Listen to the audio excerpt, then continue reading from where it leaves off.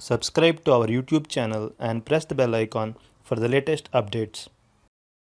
How to manage search engines in Opera browser. Open Opera browser on your computer. Click on the Opera icon at the top left corner of the browser window.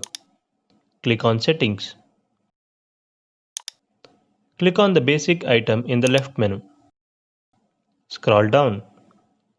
Now under Search Engine section, click on Manage Search Engines. To add a new search engine, click the Add button. Enter the name of the search engine. You may add a keyword or leave it blank. Enter the URL of the website. Click Add. To make the search engine as your default search engine, click the three-dot icon next to the URL and select Make Default from the pop-up menu.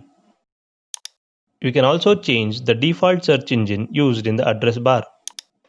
To do that, just click on the drop-down arrow and select your preferred search engine from the drop-down menu.